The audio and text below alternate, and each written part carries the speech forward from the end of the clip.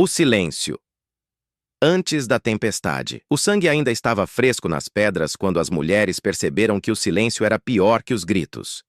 Era o ano 58 d.C., e as colinas da Gália Cisalpina tremiam sob o peso de botas romanas. O forte tribal de Vergobretus havia caído ao amanhecer. Agora, ao meio-dia, quando o sol deveria estar no seu auge, uma fumaça negra e oleosa cobria o céu como um cheiro de carne queimada, misturava-se com o odor metálico do sangue e algo mais. O perfume acre do medo.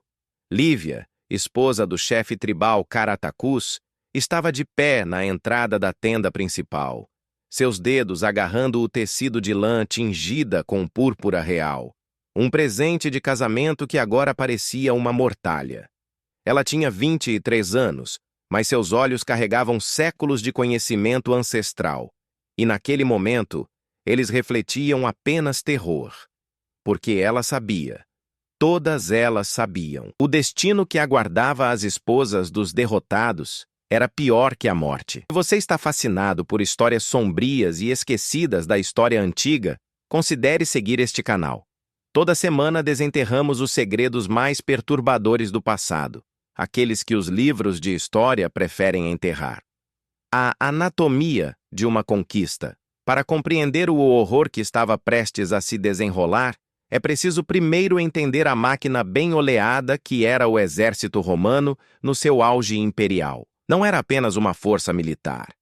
Era um instrumento de transformação civilizacional, um mecanismo projetado não apenas para conquistar territórios, mas para quebrar espíritos, esmagar culturas e reformular o próprio tecido da existência humana. O general Gaius Suetonius Paulinus observava a carnificina de uma colina próxima, montado em seu cavalo branco de guerra. Seu manto carmesim esvoaçava na brisa contaminada pela fumaça, e seus olhos, cinzentos como aço temperado, não demonstravam nenhuma emoção. Ele havia visto isso dezenas de vezes. A queda de um forte tribal seguia sempre o mesmo padrão ritualístico. Primeiro, vinha o cerco. Depois, o massacre dos guerreiros. Então, a parte mais importante, a demonstração de poder absoluto. Tragam-me as mulheres da nobreza, ordenou ele a seu tribuno, Marcus Flávios. Sua voz era calma, quase burocrática. Poderia estar pedindo vinho ou ordenando a construção de uma estrada. Marcos acenou com a cabeça, seu rosto jovem, ainda não completamente imune ao desconforto que essa ordem específica sempre causava. Ele tinha apenas 26 anos, filho de uma família senatorial, educado em retórica e filosofia grega. Mas aqui, na fronteira selvagem do império, a filosofia dava lugar à pragmática brutal da conquista. As mulheres foram reunidas na praça central do forte conquistado, 53, no total. Algumas ainda usavam suas joias rituais, torques de ouro ao redor dos pescoços, pulseiras de bronze nos pulsos, brincos de âmbar pendurados em lóbulos perfurados. Suas roupas eram elaboradas, túnicas de linho tingidas com cores vibrantes, azul pastel, vermelho carmim, verde esmeralda, cobertas por xales de lã finamente tecidos com padrões geométricos complexos que contavam histórias de suas linhagens. Mas seus rostos contavam outra história: pavor, resignação e algo mais. Uma compreensão profunda e antiga do que estava por vir. O código não escrito. Existe um aspecto da conquista romana que raramente aparece nos pergaminhos oficiais, nos relevos triunfais ou nas histórias gloriosas contadas no fórum. É uma verdade sussurrada em corredores escuros, enterrada em cartas pessoais queimadas há muito tempo, preservada apenas nas memórias traumatizadas de gerações. Quando Roma conquistava uma tribo, não buscava apenas submissão política. Buscava aniquilação cultural completa. E as esposas dos líderes tribais eram o alvo principal dessa estratégia. Por quê? A resposta é tão brutal quanto engenhosa. Nas sociedades tribais da Gália, Britânia, Hispânia e Germânia, as mulheres da nobreza não eram meros ornamentos. Eram guardiãs da linhagem, transmissoras de tradições orais, sacerdotisas de cultos ancestrais, conselheiras políticas e, em alguns casos, guerreiras. Quebrar essas mulheres significava quebrar a espinha dorsal cultural de toda uma civilização. Lívia sabia disso. Sua própria mãe havia lhe ensinado os cânticos sagrados que invocavam os deuses antigos. Ela havia memorizado as genealogias de 15 gerações. Ela conhecia os rituais de plantio, os segredos da cura com ervas, os códigos de honra que governavam seu povo há 1000 anos. Tudo isso estava prestes a ser apagado. Marcus Flávios caminhou entre as mulheres capturadas, seu olhar avaliando cada uma com a precisão de um mercador de gado. Ele carregava um pergaminho, uma lista preparada por espiões romanos que haviam se infiltrado na tribo meses antes da invasão. Nomes, títulos, linhagens, importância política. Lívia, filha de Brenos, esposa de Caratacus. Ele leu em voz alta, sua pronúncia latina transformando os nomes celtas em algo duro e estrangeiro. Ela deu um passo à frente, suas pernas tremiam, mas ela manteve o queixo erguido. Dignidade era tudo o que lhe restava. Você será levada a Roma, Marcos anunciou, e um murmúrio percorreu o grupo de mulheres. Roma. A palavra era como um abismo se abrindo, mas ele não havia terminado. As outras, ele fez uma pausa consultando o pergaminho novamente. Serão distribuídas, distribuídas. Que palavra elegante para um horror inominável. Capítulo 3. O triunfo e a humilhação. Ritualística. A jornada de Lívia para Roma levou 42 dias. Ela foi transportada em uma carroça coberta, acorrentada pelo tornozelo a outras 3 mulheres nobres de tribos diferentes. Elas não compartilhavam língua comum, mas o sofrimento criou uma comunicação silenciosa entre elas. À noite, quando os guardas romanos se embriagavam com vinho azedo, as mulheres sussurravam para si mesmas. Orações, maldições, memórias. Uma delas, uma mulher britânica chamada Boudica, não a famosa rainha guerreira, mas outra com o mesmo nome, havia tentado se enforcar com o próprio chale no 3º dia de viagem. Os guardas a cortaram no último segundo e quebraram 2 de seus dedos como punição. Eles não nos deixarão morrer, sussurrou ela para Lívia naquela noite, sua voz rouca e quebrada. Isso seria misericordioso demais. Roma apareceu no horizonte como uma febre coletiva, feita de mármore e ganância. A cidade se estendia pelas 7 colinas como um tumor canceroso, suas construções brancas refletindo o sol da tarde de forma quase obscena. O barulho era ensurdecedor. O rugido de 1 milhão de pessoas, o estrondo de construções, o barulho de carroças nas estradas pavimentadas, os gritos de vendedores, as risadas em tavernas, os gemidos de escravos nas pedreiras próximas. O triunfo foi agendado para uma quinta-feira. Suetônios Paulinos receberia sua honra máxima. Uma procissão vitoriosa pelas ruas principais de Roma, culminando no templo de Júpiter no Capitólio. Lívia e as outras mulheres foram preparadas para a exibição pública. Elas foram banhadas, não como um ato de higiene, mas como um ritual de posse. Mulheres escravas romanas esfregaram suas peles com esponjas ásperas até ficarem vermelhas e sensíveis. Seus cabelos, que haviam crescido emaranhados durante a viagem, foram cortados rentes ao crânio. Um insulto máximo em sua cultura, onde o cabelo longo era símbolo de status e poder espiritual. Então, elas foram vestidas com farrapos, propositalmente esfarrapados para parecerem ainda mais miseráveis. Correntes de ferro foram soldadas em seus tornozelos e pulsos, e maquiagem foi aplicada em seus rostos, não para embelezar, mas para exagerar. Olhos delineados grotescamente, lábios pintados de carmim como bocas feridas, faces empoadas de branco como cadáveres. Elas foram transformadas em caricaturas, em objetos de fascinação repugnante. Na manhã do triunfo, Lívia foi posicionada na procissão logo atrás dos carros que carregavam o saque tribal. Caldeirões de ouro, espadas ornamentadas, estandartes religiosos arrancados de templos sagrados. Atrás dela caminhavam as outras mulheres, e atrás delas os poucos homens capturados vivos, todos destinados aos jogos de gladiadores. A multidão que se aglomerava nas ruas era uma criatura viva e horrível. Dezenas de milhares de romanos, plebeus, comerciantes, senadores, crianças, todos empurrando e gritando para ter uma visão melhor dos conquistados. O som era como ondas quebrando contra rochas, um rugido incessante de triunfo, escárnio e curiosidade mórbida. Bárbaros, selvagens, olhem as bruxas celtas! Frutas podres foram atiradas, ovos, fezes de animal. Um projétil acertou Lívia na têmpora, o conteúdo pútrido escorrendo pelo lado de seu rosto. Ela não limpou, não se moveu. Olhou para frente, seus olhos fixos em um ponto distante, tentando desesperadamente se dissociar de seu próprio corpo.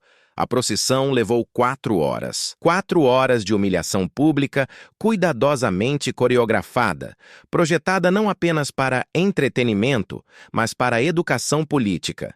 Vejam, dizia Roma aos seus cidadãos, vejam o que acontece com aqueles que desafiam o poder imperial. Vejam como transformamos reis em mendigos, rainhas em objetos de ridicularização. A máquina de quebrar espíritos. Após o triunfo, as mulheres foram vendidas. Não em um mercado de escravos comum, isso seria simples demais. Não. Roma havia desenvolvido uma categoria especial para prisioneiros de guerra de alto status, servidão de elite. Lívia foi comprada por um senador chamado Lucius Cornelius Balbus, um homem de 63 anos, conhecido por sua vasta coleção de curiosidades exóticas. Sua vila nos arredores de Roma era um museu vivo de conquistas imperiais. Ele possuía um leopardo africano, 3 sacerdotisas egípcias, 2 filósofos gregos e agora uma princesa celta. Ela não foi comprada para trabalho doméstico, não para prazer sexual, embora isso também acontecesse. Ela foi comprada como espécime, como troféu intelectual. Lúcius organizava jantares elaborados onde seus convidados, outros senadores, filósofos estoicos, generais aposentados, podiam observá-la, estudá-la como se fosse um inseto interessante fixado em âmbar. Cante para nós, Lúcius ordenou em uma dessas noites, depois do 5º prato. Aquele cântico bárbaro que seu povo usa para invocar demônios. Lívia permaneceu em silêncio, de pé no canto do triclinium como uma estátua quebrada. Eu disse cante. A voz dele estava fria agora. O entretenimento gentil substituído por algo mais perigoso. Ela abriu a boca. Nenhum som saiu. Sua voz, que uma vez havia conduzido rituais sagrados, havia desaparecido. Não por dano físico, mas por algo mais profundo. Seu espírito havia sido fraturado de uma maneira que nenhuma tortura corporal poderia alcançar. Lúcius fez um gesto impaciente e um escravo trouxe um ferro de marcar. Lívia foi segurada por 2 guardas enquanto a marca em brasa era pressionada contra sua omoplata. As letras FUG queimadas em sua carne. Fugitivos. A marca de um escravo que poderia tentar fugir. Ela não gritou, nem mesmo piscou. Havia algo quebrado além do reparo naquela ausência de reação. O destino das outras. Enquanto Lívia sofria em sua prisão de mármore, as outras mulheres da nobreza tribal estavam espalhadas pelo império como sementes venenosas. Algumas foram enviadas para bordéis militares nas fronteiras, estabelecimentos brutais, onde soldados romanos podiam relaxar após campanhas. Lá, elas eram submetidas a múltiplos agressores por noite, suas identidades aristocráticas intencionalmente preservadas apenas para aumentar a degradação. Esta era uma rainha. Os soldados se gabavam uns aos outros. O poder dessa afirmação valia mais que o ato físico em si. Outras foram forçadas a casamentos com soldados romanos aposentados, parte de um programa de colonização projetado para diluir linhagens tribais. Seus filhos seriam romanos, criados em latim, adorando deuses romanos, desprezando sua herança materna. Elas se tornaram ferramentas vivas de genocídio cultural. Algumas poucas, as mais velhas, consideradas sem valor reprodutivo, foram vendidas para minas de sal ou pedreiras. Ali, sua expectativa de vida era medida em meses. O trabalho era infernal, a comida era escassa, as condições sanitárias inexistentes. Mas antes de morrerem, elas foram forçadas a usar suas habilidades nobres de uma última maneira cruel: ensinar latim e costumes romanos aos escravos mais jovens, facilitando assim sua própria assimilação na máquina imperial. Houve uma, porém, que escolheu uma saída diferente. Seu nome era Eitne, esposa secundária de um subchefe. Ela havia sido comprada por um mercador de vinhos em Hóstia. No terceiro dia de sua servidão, enquanto carregava ânforas da adega para a loja, ela notou que a janela do segundo andar oferecia uma visão clara do porto abaixo. Aquela noite, ela esperou até que a casa estivesse silenciosa. Então, com movimentos deliberados e ritualizados, ela se lavou com água do Tibre, água suja e contaminada, mas era a melhor purificação que tinha. Ela murmurou as orações antigas, invocando nomes de deuses que haviam sido esquecidos. Ela pegou a pequena faca que usava para cortar queijo. Primeiro, ela cortou seus pulsos, não em um gesto impulsivo de desespero, mas com precisão cirúrgica, garantindo que as artérias fossem completamente seccionadas. Então, enquanto o sangue escorria, ela caminhou até a janela. A queda foi curta, apenas 2 andares, mas foi o suficiente. Quando a encontraram pela manhã, seu corpo havia formado um ângulo estranho nas pedras do pátio, sangue seco criando um halo escuro ao redor de sua cabeça raspada. Mas seu rosto, testemunhas depois jurariam, seu rosto mostrava algo que havia estado ausente desde a captura. Paz. A lenta erosão da humanidade. Anos se passaram. O império expandiu. Novas tribos foram conquistadas. Novas esposas de chefes tribais foram desfiladas pelas ruas de Roma e o ciclo se repetiu com eficiência mecânica. Lívia ainda vivia na vila de Lúcius, embora viver fosse uma descrição generosa. Ela havia se tornado uma aparição, um fantasma caminhando pelos corredores de mármore. Seu corpo persistia, alimentado, mantido saudável o suficiente para a preservação, mas algo essencial havia sido extraído. Ela havia esquecido os cânticos. Isso a assombrava mais que qualquer coisa. Uma noite, deitada em sua pequena cela de escravo, ela tentou lembrar as palavras que sua mãe havia lhe ensinado, as invocações sagradas que haviam sido passadas por gerações. Mas havia apenas silêncio em sua mente. Os sons haviam sido substituídos por latim, por ordens, por insultos. O império havia feito seu trabalho. Ela havia sido conquistada não apenas politicamente, mas epistemologicamente. Sua própria mente agora pensava em categorias romanas, estruturas romanas, conceitos romanos. Certa manhã de inverno, ela tinha agora 31 anos, embora parecesse 40, Lúcius a convocou à biblioteca. Ele estava sentado entre pergaminhos, seus olhos reumáticos fixos em um texto grego. Eu estava lendo Aristóteles, ele começou, seu tom quase acadêmico. Ele argumenta que alguns humanos são naturalmente destinados à escravidão, que é da natureza deles servir. Você concorda? Era uma armadilha, é claro. Qualquer resposta seria usada contra ela. Mas Lívia, naquele momento, encontrou algo que pensava ter sido destruído, uma faísca. Pequena, fraca, mas ainda acesa. Aristóteles, ela disse, sua voz rouca por desuso. Nunca foi escravizado, Lúcius piscou, surpreso não apenas pela resposta, mas pelo fato de ela ter respondido. E você acha que isso invalida sua filosofia? Eu acho, disse Lívia lentamente, escolhendo cada palavra com cuidado, que filósofos que nunca sentiram correntes não podem filosofar sobre correntes. Por um momento, apenas um momento, algo passou pelo rosto de Lúcius. Não remorso, não culpa, mas algo próximo ao reconhecimento. A consciência de que a criatura diante dele ainda continha um fragmento de humanidade que toda sua educação romana lhe dizia que não deveria existir. Então, o momento passou. Ele voltou aos seus pergaminhos, descartando-a com um gesto de mão. Mas Lívia havia sentido isso. Aquela faísca. Ecos em pedra. A história de Lívia não termina com redenção. A realidade era cruel demais para isso.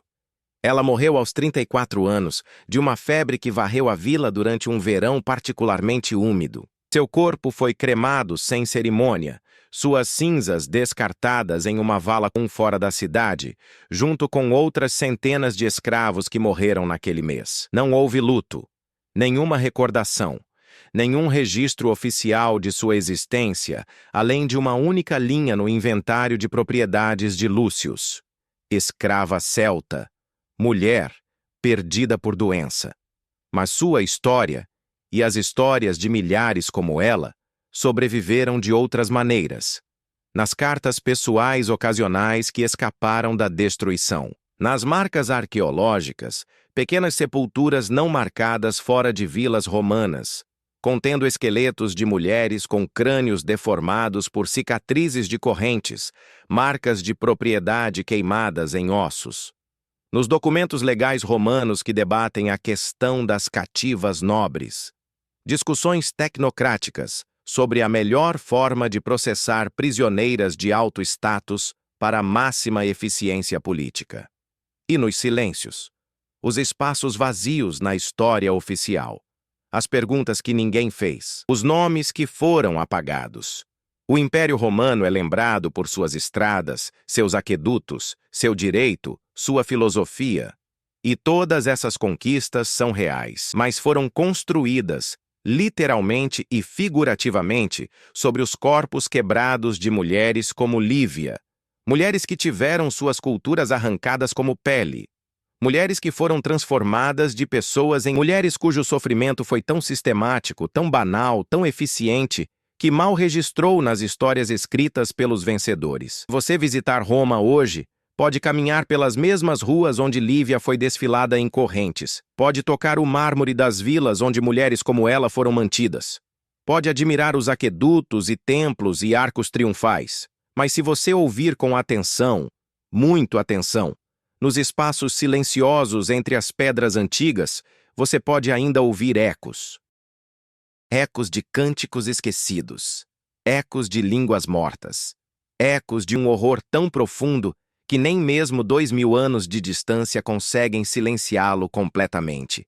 E, apenas talvez, esses ecos nos lembrem de uma verdade inconveniente. Cada império, não importa quão glorioso, é construído sobre alguém enterrado. A única questão é se teremos a coragem de olhar para baixo e ver quem está sob nossos pés.